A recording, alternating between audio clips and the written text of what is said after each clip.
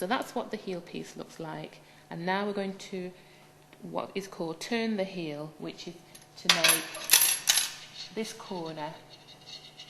You can see the corner here in the triangle. We're going to do that part, and that's the shape that goes around the back of your heel when you're wearing your socks. You can see how it looks when it's flat. So this piece is the flat, and we're now going to make this. So you start with a wrong side row on a purl row, and if you're working from a sock pattern, you just follow the instructions. It's very straightforward. It always starts by slipping the first stitch. On this one, I'm going to purl part way along the row, and the number of stitches that I need to purl along the row, I know how many I need to do with 20 stitches, but it will tell you in your pattern exactly how many you need to do for the number of stitches you have on your needle. So I'm going to purl 11 stitches. Then I'm going to purl the next 2 stitches together. Then I'm going to purl 1 more stitch, and then I'm going to turn everything round and go back the other way and ignore those stitches on the end. I'm going to slip the first stitch. I'm going to knit 5 stitches,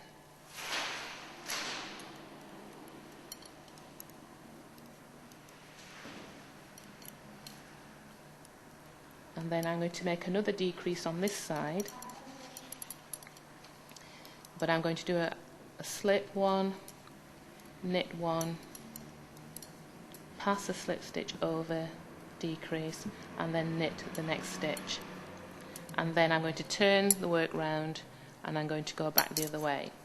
So I'm going to continue to do that little sequence on these stitches until I've used up all the stitches on the end. You can see the shape is starting to form along the edge and turning the heel. It's a standard sequence that turns the heel, and it works for any number of stitches.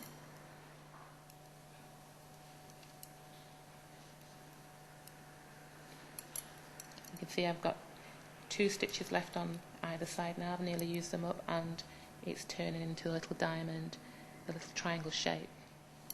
There is another method of turning a heel called a Dutch heel, which I'm not going to demonstrate today, but if you've got this far with your knitting your sock, and you can read a basic knitting pattern, you'll have absolutely no problem following the stitch pattern, the knitting pattern, and turning your Dutch heel.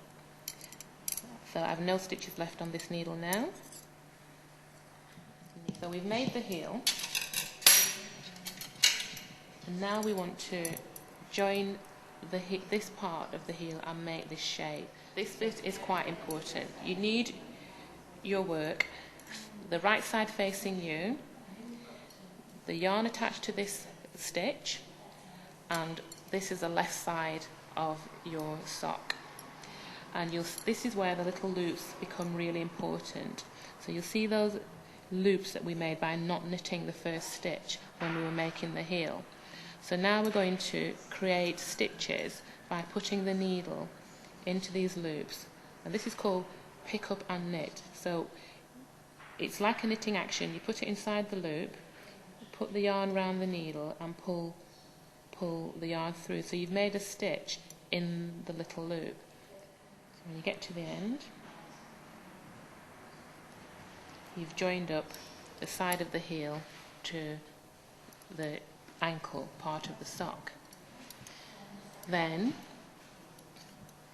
you're going to knit the stitches from these 2 needles that have been sitting, waiting, doing nothing, onto 1 needle.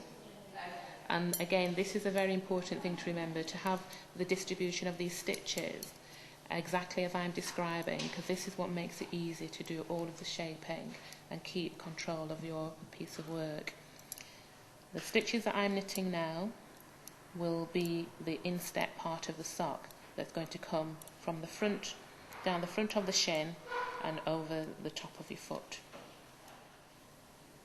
And they all need to be on 1 needle.